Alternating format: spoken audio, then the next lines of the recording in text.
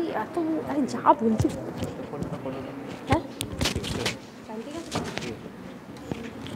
অনেক ধন্যবাদ রুনা শ্যামলকে। এবার আমি দর্শকদের উদ্দেশ্যে বলবো, আমাদের যে প্রথম বিষয় ছিল আদিবাসী সমাজ কী করে ব্রাহ্মণ্য সংস্কৃতির মিশ্রণে প্রভাবিত হচ্ছে এবং উভয়ের মধ্যে যে সংঘাত, এই বিষয়ে যদি কেউ কোনো প্রশ্ন করতে চায় তো তারা করতে পারে। আমি দর্শকদের উদ্দেশ্যে ও মাস্টারমশাইয়ের উদ্দেশ্যে বলছি, তারা যদি কিছু প্রশ্ন করতে চান আপনারা প্রশ্ন করতে পারেন।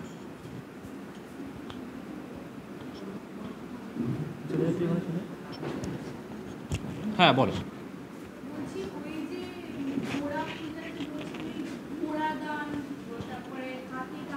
হ্যাঁ,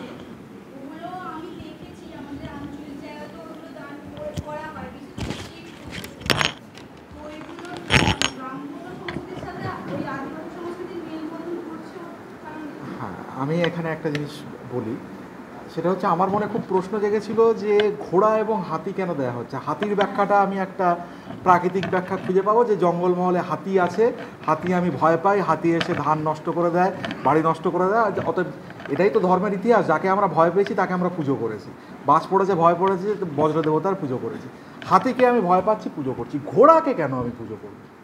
ঘোড়া নিয়ে ভারতবর্ষের ইতিহাসে 200 বছরের বিতর্ক হয়েছে, আর্যরা কোত্থেকে এসছে কী এসছে, ঘোড়া নিয়ে ঐতিহাসিকরা একেবারে নিজেদের মাথা খেয়ে ফেলেছেন।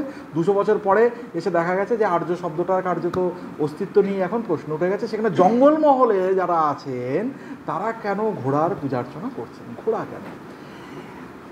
তারা আমাকে বলতে পারেননি, কারণ আমি জানি, তোমাদেরকে আগেই বলেছি যে আদিবাসী মানুষজন হচ্ছেন ওই যে পশুপতি প্রসাদ মাহাতোর বললাম না, যে কালচারাল সাইলেন্সিং, নির্বাকাইজেশন, এমনভাবে ব্রাহ্মণ্যবাদী সংস্কৃতি চাপিয়ে দেওয়া হয়েছে যে তারা তাদের নিজেদের মূলটাকে ভুলে গেছে, তারা মনে করতে পারছে না ইতিহাসটাকে। তো স্বাভাবিকভাবে তাদের কাছে ওইটা আসেনি যে ঘোড়াটা কীভাবে এসছে। কিন্তু আমি কয়েকটা এক্ষেত্রে সম্ভাব্য যেটা অনুমান হিসাবে আমার উঠে এসছে তাদের সাথে কথা বলার পরে, ঘোড়াটা কিন্তু তাদের মধ্যে ব্রাহ্মণ্য সংস্কৃতির অংশ হিসাবেই প্রবেশ করেছে। হাতি আদিবাসী সমাজ ব্যবস্থায় পূজিত হয়। গণেশ, যিনি সবথেকে গুরুত্বপূর্ণ দেবতা পশ্চিম ভারতের, কার্যত বাঙালির যেমন দুর্গাপুজো, পশ্চিম ভারতের গণেশ পুজো। গণেশকে, গণেশ তো একজন আদিবাসী দেবতা, যিনি একজন গণপতি, বিনায়ক হিসাবে তার নাম, যিনি প্রথমে বিঘ্নহর্তা ছিলেন না বরং বিঘ্ন সৃষ্টিকারী ছিলেন, তার রূপ পরবর্তীকালে পরিবর্তন হয়ে গেল। ঘোড়ার ক্ষেত্রেও বিষয়টা তাই, তাদের সাথে কথাবার্তা যেটা উঠে আসলো যে তারা বলছেন যে ঘোড়া তো রাজারা ব্যবহার করে, ক্ষত্রিয়রা ঘোড়া ব্যবহার করেন, রাজাদের ঘোড়া ব্যবহার করতে হয়, তাহলে সেটার মর্যাদার প্রতি। আচ্ছা, আদিবাসীদের তো নিজস্ব পঞ্চায়েত ব্যবস্থা রয়েছে, আজকে আমরা যে তাদেরকে পঞ্চায়েত ব্যবস্থা শেখাতে যাচ্ছি তাদের কাছ থেকে আমাদের অনেক কিছু শেখার রয়েছে। তাদের নিজস্ব গ্রাম সংগঠন রয়েছে, তাদের নিজস্ব বিচার ব্যবস্থা রয়েছে, তা সেখানে ক্ষত্রিয় রাজশক্তির একটা প্রতীক ঘোড়া কী করছে? এটা নিশ্চিতভাবে কিন্তু তাদের মধ্যে ব্রাহ্মণ্য সংস্কৃতির অংশ। আমি এখানে আরেকটা গল্প বললে বিষয়টা খুব স্পষ্ট হবে। আমি যে একটা আদিবাসী সম্প্রদায়ের কথা উল্লেখ করেছিলাম, ভূমিজ, তো আমি তাদেরকে জিজ্ঞেস করেছিলাম, আচ্ছা ভূমিজদের ইতিহাস কী বলুন তো, কীভাবে আসলো ভূমিজরা? তো ওরা বলছে যে জঙ্গলে একজন মুনি বাস করতো, মুনির নাম হচ্ছে জগদম্বা মুনি। এখানে এই নামটার মধ্যেই বোঝা যাচ্ছে যে জগদম্বা শব্দটার সাথে অন্তত আদিবাসী সম্প্রদায়ের কোনো যোগ থাকা উচিত না। এবং তার একটা গরুর কথা বলা হচ্ছে কি না, কামধেনু গরু। কামধেনু শব্দটাও আমরা জানি যে সংস্কৃত শব্দভাণ্ডারে প্রচলিত একটা শব্দ। তো বলছেন যে একজন রাজা কি করেছেন না, তিনি মৃগয়া করতে বেরিয়েছেন, জঙ্গলে এসে অত্যন্ত তৃষ্ণার্ত হয়ে পড়েছেন, ক্ষুধার্ত হয়ে পড়েছেন, সঙ্গী সাথীদের বলেছেন যাও খাবার দাবার নিয়ে এসো। তা সেনাবাহিনী, তার যে সৈন্য সামন্তরা রয়েছে জঙ্গলে ঢুকে দেখছে একটা মুনির আশ্রম, গিয়ে তারা বলল যে আচ্ছা আমাদের তো রাজার এরকম খিদে পেয়েছে, জল তেষ্টা পেয়েছে, তো আপনারা যদি কিছু দেন। তো কিছুক্ষণের মধ্যেই মুনি কী করলেন, খুব সুন্দর সুন্দর খাবার পানীয় নিয়ে উপস্থিত হয়েছিল। রাজার কাছে সেগুলো পৌঁছেছে, রাজা বলছেন এই গভীর জঙ্গলের মধ্যে এত সুন্দর খাবার পানীয় কোত্থেকে এলো? তো সৈন্য সামন্তরা খোঁজ নিয়ে জানলো যে সেই মুনির কাছে একটা গরু রয়েছে, কামধেনু গরু, যার কাছে যা কিছু চাইবো সব কিছু দেবে। তো রাজা নির্দেশ দিলেন যাও তাহলে গরুটাকে ধরে আনো। তো মুনি তো সেই গরু ছাড়ছেন না। তা তারপর রাজা সেনারা কী করলেন না, সেই মুনিকে হত্যা করলেন। এই যখন হত্যা করলেন, মুনির স্ত্রী এসে বাধা দিলেন, তাকেও হত্যা করালো। তখন গরু অত্যন্ত ক্রুদ্ধ হয়ে গেছে। ক্রুদ্ধ হয়ে যাওয়ার সাথে সাথে কী করছে না, গরু যখন রেগে যায় সে মাথাটা নিচু করে শিং দিয়ে গুতাতে আসে। সে শিং দিয়ে গুতাতে আসছে আর তার পা দিয়ে সে মাটি খুঁড়ছে পিছন দিকে। ওই শিং দিয়ে গুতাচ্ছে, ওইখান থেকে বেরিয়ে আসলো ভূমিজ ছেলে, আর ওই যে পা দিয়ে মাটি দিয়ে যে খুঁড়ছে ওই পেছন থেকে আসলো কলসি কাঁখে নিয়ে ভূমিজ মেয়ে। এবং যতবার গরু তার মাথা দিয়ে আক্রমণ করছে ততবার ওখান থেকে কি হচ্ছে না বেরিয়ে আসছে ভূমিজ পুরুষরা। এই যে ভূমি থেকে যেহেতু জন্ম তাই হচ্ছে ভূমিজ। এখন এই গল্পটা তাতে এটা তো একটা গল্পটার তাৎপর্য হচ্ছে সেটাই যে কিভাবে ব্রাহ্মণ্যবাদী সংস্কৃতি তার উপর চাপিয়ে দেওয়ার চেষ্টা চলছে। যে রাজা তো ক্ষত্রিয় বর্ণের প্রতিনিধি, ব্রাহ্মণরা যে ঈশ্বরের সাথে তার সংযোগ রয়েছে এই বৈধতাকে বৈধতা দান করেছে রাজশক্তি। ভারতবর্ষের ক্ষেত্রে ব্রাহ্মণ এবং ক্ষত্রিয় দুটো সম্প্রদায় হচ্ছে একে অপরের উপর সবসময় নির্ভরশীল। ক্ষত্রিয়কে ক্ষত্রিয়ত্ব দান করেছে ব্রাহ্মণ, আবার ব্রাহ্মণ যে ঈশ্বরের সাথে তার সংযোগ রয়েছে, ব্রাহ্মণ যে সমাজে তার একটা উচ্চ পর্যায়ে রয়েছে, সেটাও ক্ষত্রিয় কিন্তু প্রতিষ্ঠা করেছে। অর্থাৎ এইটাকে কিন্তু আমরা দেখতে পাচ্ছি যে একটা বহিরাগত সংস্কৃতির সাথে তাদের একটা লড়াই চলছে। আবার এই গল্পটারই একটা আলাদা ভার্সান রয়েছে যেখানে দেখা যাচ্ছে যে মারাংবুরুর কথা বললাম, মারাংবুরু আদিবাসীদের দেবতা, যে মারাংবুরু তিনি যখন পৃথিবীর সৃষ্টি হয়নি তিনি চাইছেন যে পৃথিবীকে সৃষ্টি করবেন, নারী পুরুষ তৈরি করবেন। তো কি করেছেন মারাংবুরু? সিংবোঙা মানে হচ্ছে সূর্য দেবতা, আমরা যাকে সূর্যদেব বলি। সিংবোঙার কাছে বলছেন যে আমি পৃথিবী সৃষ্টি করতে চাই, মানুষ সৃষ্টি করতে চাই, তাহলে কী করবো? সিংবোঙা বললেন তুমি এক কাজ করো, তুমি পৃথিবীতে গাভী হিসেবে জন্মগ্রহণ করো এবং আমার যে রশ্মি, সূর্যের যে আলো, সেই রশ্মিটা তোমার পেটের মধ্যে ঢুকবে এবং তুমি গর্ভবতী হবে। তো একটা জঙ্গলে মারাংবুরু গাভী রূপে জন্মগ্রহণ করলেন এবং সূর্যের রশ্মি পেয়ে তিনি গর্ভবতী হলেন। এখন ঘটনাচক্রে সেই জঙ্গলে একটি সিংহ থাকে। তো সিংহে কি করছে না, সিংহ গরুকে খেতে চাইছে, কয়েকবার চেষ্টা করেছে, খেতে পারেনি। তখন সিংহ সে একদিন মনে মনে বলছে, আচ্ছা বেশ কয়েকবার চেষ্টা করে তো খেতে পাচ্ছি না, কিন্তু গাভী তো একদিন গর্ভবতী হবে, গর্ভবতী হলে তার দৌড়াতে পারবে না, বেশি লড়াইও করতে পারবে না, কারণ ওই অবস্থায় তো লড়াই করা সম্ভব নয়, সেই সময় আমি খাবো। তো এরকম করে 10 মাস 10 দিন অতিক্রান্ত হয়েছে। যেদিন সন্তান প্রসবের সময় এসছে, গাভী তো প্রচণ্ড চিৎকার করছে, ঠিক আছে, প্রচণ্ড চিৎকার করছে, সন্তান প্রসবের যে যন্ত্রণা, সেই শুনে সিংহ এসে উপস্থিত হয়েছে আক্রমণ করার জন্য। তো তখন গাভী কিন্তু সিংহের বিরুদ্ধে লড়তে শুরু করেছে। এবং সেই একই জিনিস যে যখনই গরু তার মাথা দিয়ে করছে, পা দিয়ে ঢুকেছে, সেখান থেকে ভূমিজোড়া বেরিয়ে আসে। গল্পটা একটা গল্প, সাধারণ মানুষের কাছে একটা গল্প, কিন্তু গল্পের তাৎপর্য সিংহ। এমন কোনো হিন্দু মন্দির নেই যেখানে সিংহ প্রতীককে আমরা দেখি না। সুহৃদ কুমার ভৌমিকের কথা আমি বলছিলাম যে দুর্গা বাঙালি দেবী হলো কি করে? বাংলা অঞ্চলে তো সিংহ পাওয়া যায় না, সিংহ যেখানে পাওয়া যায় না দুর্গার সাথে সিংহ যুক্ত হয়ে গেল কি করে? ঠিক আছে, তিনি বললেন যে ইরাক বা মেসোপটেমিয়া সভ্যতায় একজন দেবী রয়েছেন যাকে বলা হয় গডেস। না, তার ক্ষেত্রে আমরা দেখবো সেখানে সিংহ রয়েছে। কিন্তু এই যে তাৎপর্যটা, ভূমিজোড়াদের গল্পের যে তাৎপর্যটা, ভূমিজোড়া লড়াই করছে কাদের বিরুদ্ধে? না ব্রাহ্মণ্যবাদী সংস্কৃতির বিরুদ্ধে। সিংহ হচ্ছে এখানে ব্রাহ্মণ্যবাদী সংস্কৃতির প্রতীক, তার বিরুদ্ধে লড়াই করছে। ভূমিজ শব্দের মানে কি? ভূমির পুত্র, সন অফ সয়েল, অর্থাৎ তারাই ভূমির পুত্র, তারা লড়াই করছে বহিরাগত একটি সংস্কৃতির বিরুদ্ধে। আর এই যে হাতি ঘোড়া পূজার্চনার যে বিষয়টা, এটা আবার ভ্যারি করে। আমি দেখে আসলাম ঝাড়গ্রামের ভূমিজোড়া তারা তাদের জাহের থানে হাতি ঘোড়া দিচ্ছে, বীরভূমে এসে আবার তারা দিচ্ছে না, ঠিক আছে।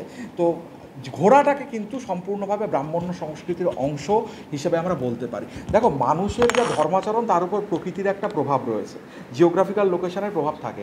হাতির ব্যাখ্যা নিশ্চিন্তে দেওয়া যায় যে জঙ্গলমহলে হাতি পাওয়া যায়, হাতি অনিষ্টকারী জীব, হাতিকে তারা ভয় পেয়ে পূজার্চনা করবে। ঘোড়া কিন্তু ওই যেটা আমরা বলি যে মানে সংকীর্ণ বাংলায় বললে যেটাকে বলা হয় না যে একটা জাতে ওঠার প্রক্রিয়া, সেই প্রক্রিয়ায় কিন্তু এখানে ঘোড়াটা সম্পৃক্ত হয়ে গিয়েছে তাদের সংস্কৃতির সাথে, ঠিক আছে। নাহলে ঘোড়ার প্রাকৃতিক ব্যাখ্যা দেওয়া সম্ভবপর নয়, কারণ আমরা জানি যে ভারতবর্ষে ঘোড়া কখনোই খুব একটা ভালো পাওয়া যায় না। নাহলে আলাউদ্দিন খলজি তার বাজার দর নিয়ন্ত্রণ ব্যবস্থার সময় ভারতীয় টাট্টু ঘোড়ার দাম সে 15 টাকা করে ধরতো না, ঠিক আছে। বাজার দর ব্যবস্থা নিয়ন্ত্রণের সময় সে দেখিয়ে দিয়েছে যে ভারতীয় ঘোড়ার আদতে কোনো মূল্য নেই। শিবালিক পর্বত অঞ্চলে যেটুকু ঘোড়া পাওয়া যায় সে দিয়ে অন্তত যুদ্ধ করা যায় না। রাষ্ট্রকূটরা যখন রাজত্ব করছে তারাও আমরা দেখব যেটা রণবীর চক্রবর্তী দেখাচ্ছেন যে রাষ্ট্রকূট লেখা আছে সুগতি মধুমতি, মধুমতি শব্দটা হচ্ছে মোহাম্মদ নামের সংস্কৃত বিকৃতি, যে তারাও কিন্তু ওই আরবদের কাছ থেকে ঘোড়া নিয়ে আসছে। ভারতবর্ষে কোনো কালেই উৎকৃষ্ট মানের ঘোড়া পাওয়া যেত না, এবং জঙ্গলমহলে আজ পর্যন্ত অন্তত যেটুকু আর্কিওলজিক্যাল রিমেন্স পাওয়া গেছে কোথাও ঘোড়ার অবশেষ আমরা পাইনি। অতএব ঘোড়াটা যখন দেওয়া হচ্ছে, ঘোড়া কিন্তু ব্রাহ্মণ্যবাদী সংস্কৃতির অংশ। আচ্ছা,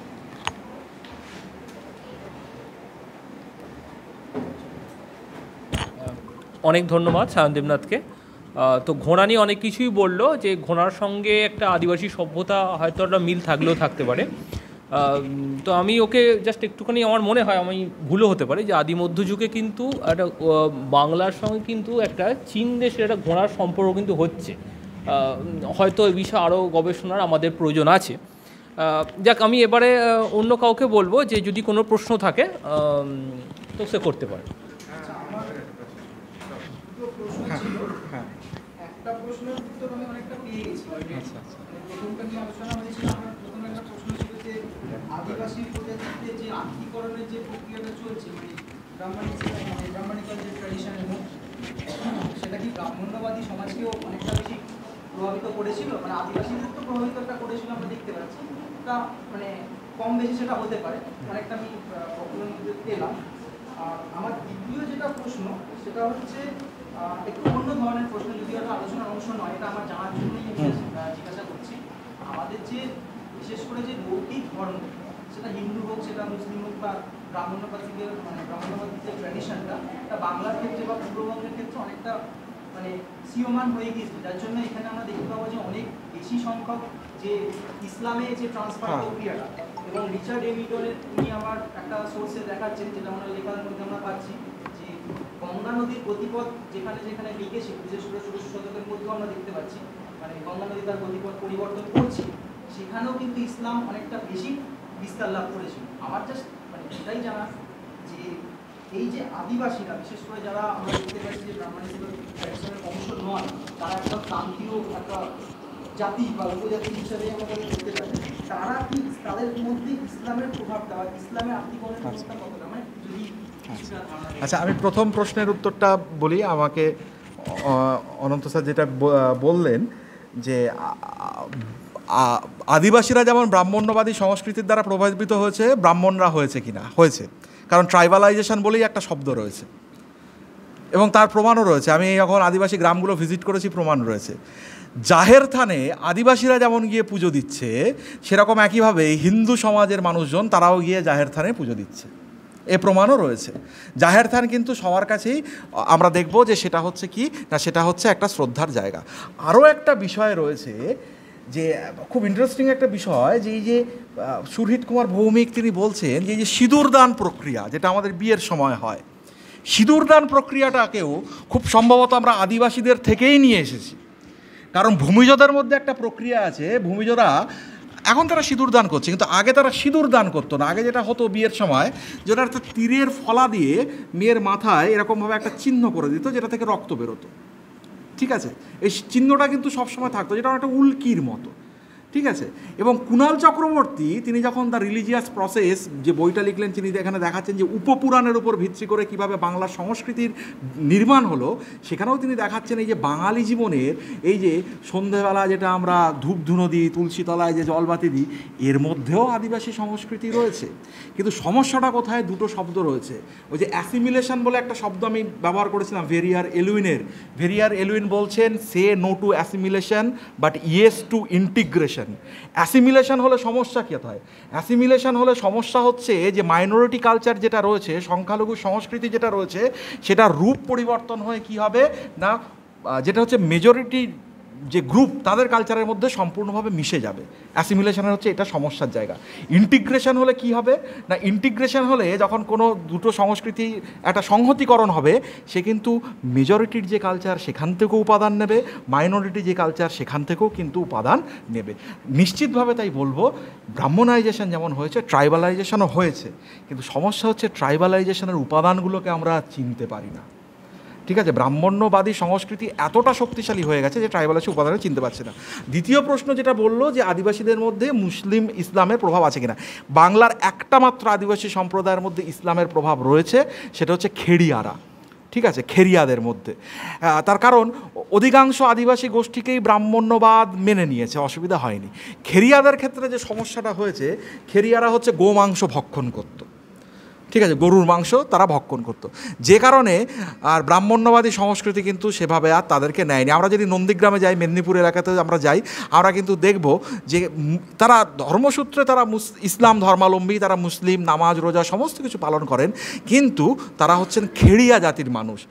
তার মধ্যে কিন্তু বেশ কিছু লৌকিক আচারও রয়েছে, যে লৌকিক আচারগুলো এখনও পর্যন্ত তাদের যে আদিবাসী পরিচয়ের যে সত্তা সেটা কিন্তু বহন করছে। আর ও যেটা বললো যে পূর্ববঙ্গের কথা, আমি একজনের বইয়ের কথা বলবো, Richard M Eaton, the rise of Islam in Bengal frontier. Richard M Eaton তো বলেই দিয়েছেন যে ওই তরবারির মাধ্যমে ইসলাম প্রচার হয়েছে পূর্ববঙ্গে, এ তত্ত্ব দাঁড় করানো যাবে না। কারণ পূর্ববঙ্গ দীর্ঘদিন ধরে ব্রাহ্মণ্য সংস্কৃতির সীমানায়, সেখানে কখনোই ব্রাহ্মণ্যবাদই ঠিক করে সেখানে তার আধিপত্য তৈরি করতে পারেনি। তো সুতরাং সেই জায়গার কোনো ব্যাখ্যাই হয় না যে পূর্ববঙ্গে তরবারির মাধ্যমে ইসলামীকরণ হয়েছে, বরং ইসলাম তার কাছে একটা নূতন ব্যাখ্যা নিয়ে গিয়েছিল, যে কারণে পূর্ববঙ্গের মানুষজন কিন্তু স্বেচ্ছায় তারা ইসলাম ধর্মের পদতলে এসছে। আর একটাই শুধু বললাম যে এটা। আর ভারতবর্ষের ক্ষেত্রে আরেকটা আদিবাসী সম্প্রদায় রয়েছে যারা ইসলাম ধর্ম পালন করে, তারা হচ্ছে কর্ণাটকের সিদ্ধি। ঠিক আছে, সিদ্ধি নামক একটি সম্প্রদায় রয়েছে, যাদের উৎস কিন্তু আবার খুব সম্ভবত আফ্রিকায়। ঠিক আছে, আফ্রিকা থেকে খুব সম্ভবত তাদের এখানে নিয়ে আসা হয়েছিল। অনেক ধন্যবাদ, অনেক নতুন তথ্য আমরা জানলাম। আমি এবার তন্ত্র সাধনার ওপর কারো যদি কিছু প্রশ্ন থাকে তো আমি সেটা অনুরোধ করব।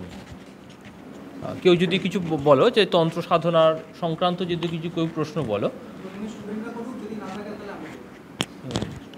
তুমি করো।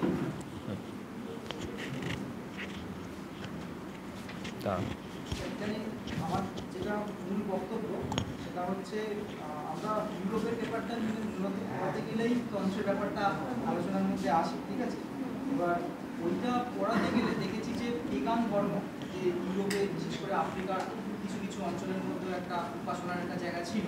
তো আমরা দেখতে পেলাম যে তন্ত্রটা মূলত মাতৃশক্তি হিসাবে পুজো হচ্ছে। ওখানেও ওই পেগান যে ধর্মাচরণটা, তার সঙ্গে জনি পুজো বা এর মিল রয়েছে। তো ইউরোপীয় সংস্কৃতির সঙ্গে, যে পূজা অর্চনার সংস্কৃতির সঙ্গে কি আমাদের তন্ত্র সাধনার যে পদ্ধতি, তার কোনো মানে রূপভেদ কিছু লক্ষ্য করেছেন কি, সেটা এক নম্বর। আর দ্বিতীয়ত, তন্ত্র সাধনার ক্ষেত্রে বিভিন্ন ধরনের বিতর্ক আমরা মানে বর্তমানকালে বা এর আগেও আমরা অনেকটা দেখেছি।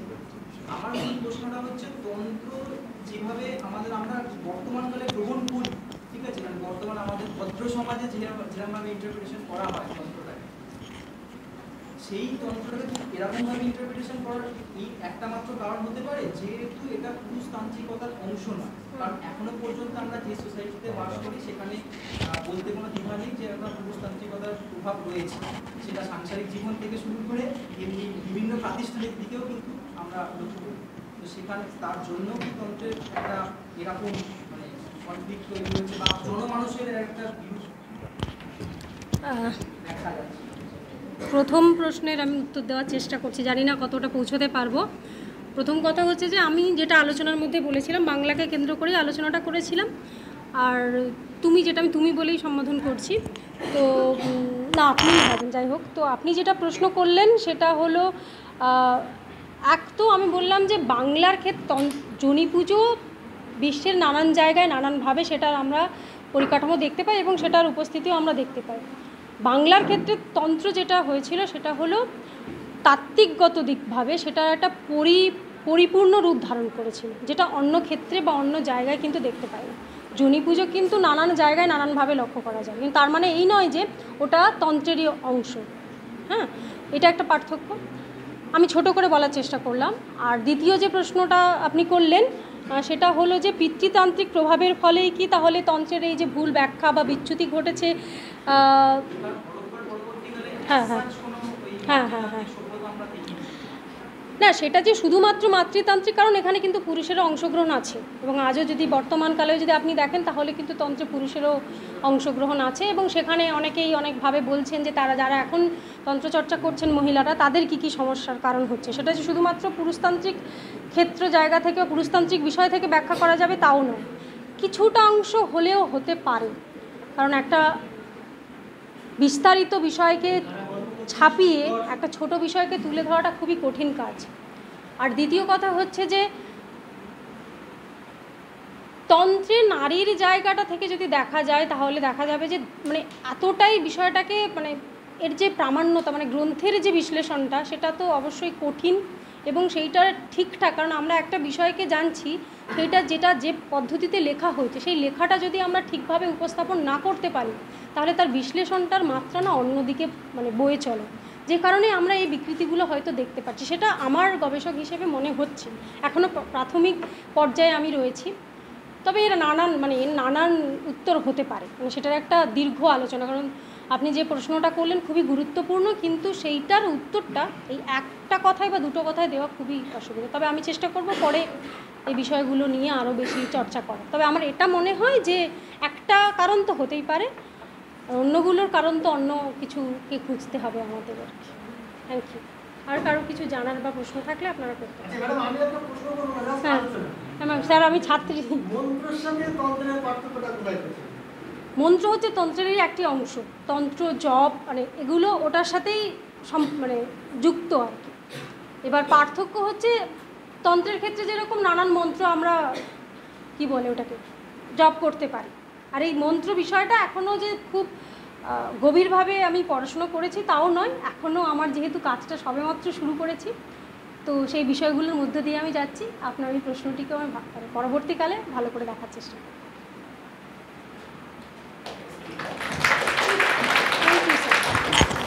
অনেক ধন্যবাদ আমাদের আজ এটি সুন্দর আলোচনার জন্য। তো আমি আজকের আলোচনা একদমই দীর্ঘায়িত করব না। ছাত্রছাত্রীরা অনেক সকাল থেকে অপেক্ষা করে আছে, তো ছাত্রছাত্রীদের অসংখ্য ধন্যবাদ তারা এতক্ষণ অপেক্ষা করে থাকার জন্য, এবং আমাদের মাস্টারমশাইরা যারা সামনে আছেন তাদেরকেও অনেক ধন্যবাদ। এবং আমাদের যারা দুজন অতিথি অধ্যাপক, একজন অধ্যাপক এবং একজন গবেষিকা এসছেন, তাদেরকেও আমি আমাদের কলেজের ইতিহাস বিভাগের পক্ষ থেকে ধন্যবাদ জানাই, এবং আশা করি তাদের বক্তব্য স্টুডেন্টদের ভালো লেগেছে, এবং ভবিষ্যতেও যদি সময় পাই তো আমি তাদেরকেও আবার আসার অনুরোধ করব। এই বলে আমি আজকের অনুষ্ঠান শেষ করছি।